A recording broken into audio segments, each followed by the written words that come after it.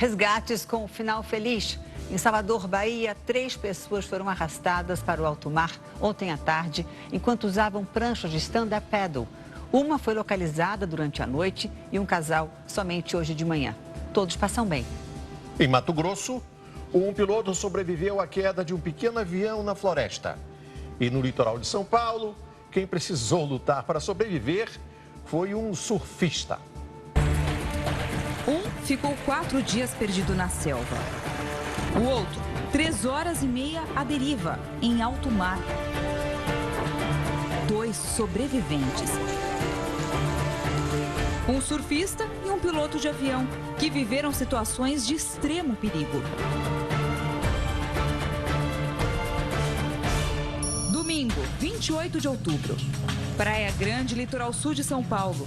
O surfista Leonardo Pimentel, 20 anos, entrou no mar agitado para pegar onda. Eu saí para surfar mesmo com o mar um pouquinho mais forte, pensei que ia ter controle da situação, mas não aconteceu isso.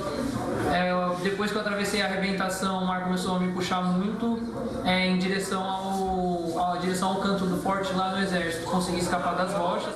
Levado por uma forte correnteza, o surfista acabou em alto mar. E foi arrastado por 10 quilômetros até a Baía de Santos. No momento que eu vi que ali eu não ia sobreviver, eu nadei com o máximo de força que eu tive para fora, para longe, porque eu preferi naquele momento ter sorte no mar aberto, alguém me encontrar, do que bater de frente com as rochas do mar. Durante o tempo que ficou no mar, Leonardo contou apenas com a prancha de bodyboarding. E foi com ela que o surfista ultrapassou ondas gigantescas. Eu comecei a nadar em diagonal. Quando eu comecei a nadar em diagonal, eu vi que eu fiquei fraco, o meu corpo doía de tanto nadar. Eu acho que eu passei mais ou menos umas 2 horas e meia em mar aberto mesmo. O socorro veio por acaso.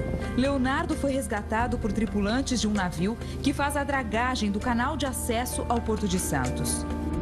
Estas fotos mostram o momento do resgate. Leonardo se agarra a uma boia jogada do navio. Mesmo exausto, ele consegue subir por uma escada e, finalmente a bordo, é ajudado pelos tripulantes, a maioria filipinos. Eles me atenderam muito bem, eles manobraram a draga. Eu só pensava em subir logo aquela escada, chegar mais perto possível. O meu corpo já estava tremendo muito, eu já não sentia algumas partes. Eu não sei se era também por causa da adrenalina ou da ansiedade, mas eu estava com muito frio, muito frio. Quando eu subi na embarcação, a primeira coisa que eu pedi não foi nem água, foi realmente toalha, porque eu precisava tirar a roupa molhada, eu precisava parar com que o meu corpo parasse de tremer. Do navio, ele foi levado de lancha pelos bombeiros até a praia. O reencontro com o pai foi emocionante. Já em casa, com a família, Leonardo se sente aliviado. E eu só pensava em sobreviver e voltar para minha família. E só pedia isso para Deus, só. Eu abraçava minha irmã o mais forte que eu podia, porque eu pensei que eu não ia ver ela mais de novo. Leonardo aprendeu a surfar ainda criança. Na adolescência, optou pela prancha de bodyboarding. Ele nem imaginava que um dia ela iria salvá-lo. Graças a tudo que eu aprendi na época que eu era mais novinho, que eu pude manter a calma e saber o que fazer no momento mais difícil. Os pais do surfista chegaram a pensar que o pior tivesse acontecido. Meu coração já começou a doer, porque eu já não avistava mais ele. Na verdade, eu só vi ele entrando, eu não vi ele voltando. E eu já tinha jogado a toalha, já falei, não espero boa notícia, não consigo pensar em algo bom, porque eu cheguei até a entrar no mar, subir na escada do bombeiro, e aí não conseguia ver ninguém na minha frente. Nem pensava na prancha nem na nadadeira. Sinceramente, eu não pensava. A única esperança minha estava depositada num milagre. De lancha, com a equipe do Corpo de Bombeiros, nós vamos refazer o trajeto que Leonardo percorreu apenas com uma prancha. A aventura dele começou aqui nessa praia, olha, do Canto do Forte, em Praia Grande, por volta de 12:30. Como no dia tinha uma forte ondulação vindo de sul, gera uma forte corrente em direção a Santos, Guarujá. E aí ele foi arrastado rapidamente. Bastou a gente se distanciar um pouco do abrigo da costeira e o mar muda completamente. Olha o tamanho das ondas e daqui a gente ainda consegue avistar terra firme. Nós chegamos no ponto onde o Leonardo foi resgatado. De lancha até aqui, cerca de 25 minutos.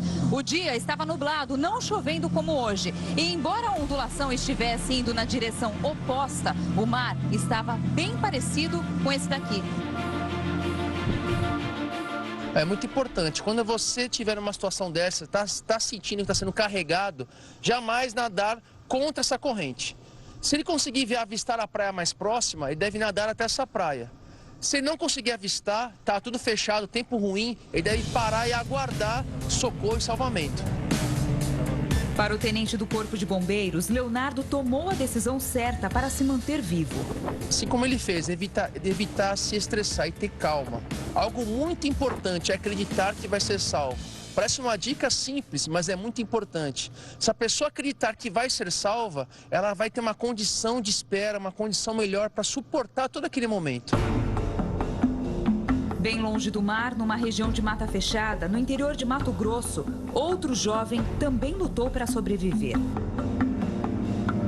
Quarta-feira, 7 de novembro, o piloto Maicon Semêncio Esteves, de 27 anos, é resgatado em estado de choque, depois de passar por um desafio extremo. O avião de pequeno porte que ele pilotava teve uma pane e caiu no meio da floresta. Maicon passou 4 dias vagando na selva, ferido, sem água, sem comida.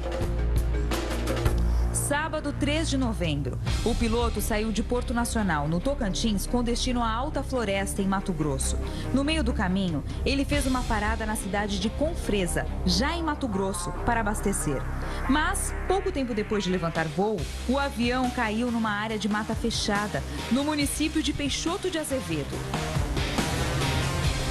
Equipes de resgate começaram as buscas. Com a ajuda de voluntários, o grupo percorreu a área de floresta e chegou aos destroços do avião. Gustavo, amigo do piloto, acompanhou os trabalhos. Alguns indícios apontavam que Michael poderia estar vivo. O avião, na parte apesar de queimado, não estava a estrutura não estava danificada. Você via certinho que o lugar do piloto não foi danificado e as janelas estavam abertas. E no outro dia a gente achou o canivete dele. Então era sinal que ele estava por ali e saiu correndo do fogo. As equipes se dividiram e se comunicavam por meio de códigos. O pessoal se espalhou tudo, a equipe de 3 em 40 metros mais ou menos, e fomos procurando, e o combinado era de quando achasse um sinal, soltar 2 rojões. Se achasse ele no caso, mais de 2. Após 3 dias de buscas, a primeira pista que levaria a Michael. Achamos um papelzinho que era referente de uma arma de pressão, uma espingardinha de pressão que ele tinha, que esse papelzinho foi a pista para no outro dia, no 4º dia, finalmente, achar ele, encontrar ele. No dia seguinte, o alívio. Funcionários de uma fazenda da região encontraram o piloto a 2 quilômetros do local do acidente. Pelo telefone, o dono da propriedade avisou ao pai de Michael que o filho estava vivo. Eu nunca deixei de acreditar que ele estava vivo, nunca deixei cair a peteca. Tentei até onde podia segurar a peteca com a minha família, com o pessoal que está lá. Depois de dias de angústia, a família de Michael, que mora na cidade de 1º de Maio, no Paraná, vibrou com a notícia de que o rapaz estava vivo. O piloto foi transportado pelos voluntários numa maca improvisada e levado numa caminhonete até o hospital mais próximo, em Peixoto de Azevedo. Chegou bastante debilitado.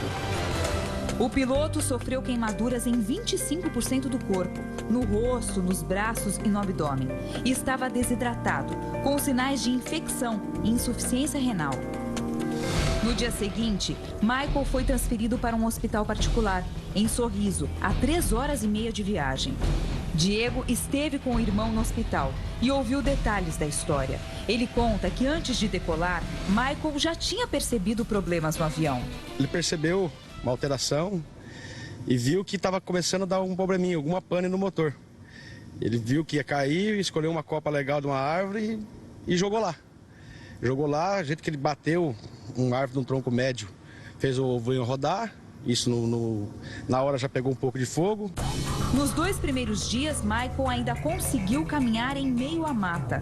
Depois, foi vencido pelo cansaço. Conseguia andar muita coisa porque pela mão tá queimada, não conseguia quebrar galhos, assim, tinha bastante local que era difícil andar. E no 3º dia em diante ele perdeu as forças, achou um corguinho e ali ficou. A Força Aérea Brasileira vai periciar os destroços do avião para identificar as causas do acidente. Michael está na unidade de terapia intensiva e não tem previsão de alta médica. Já o surfista Leonardo, 2 semanas depois de ser resgatado no mar, encontrou os marinheiros que o salvaram. Esse daqui é o navio que salvou o Leonardo. Ele tem 100 metros de comprimento, 23 de altura. Foi por essa escadinha aqui, olha, que o Léo subiu quando foi salvo.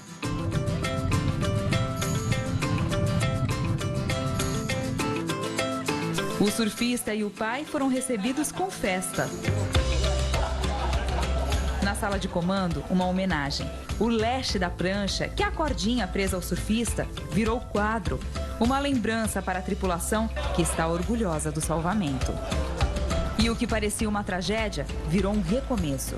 De volta à mesma praia, Leonardo já pensa nas próximas ondas. Então, em breve, você acha que vai estar surfando de novo? O mais breve possível, só calmar um pouco o coração, que ainda está um pouco agitado, mas eu pretendo voltar sim.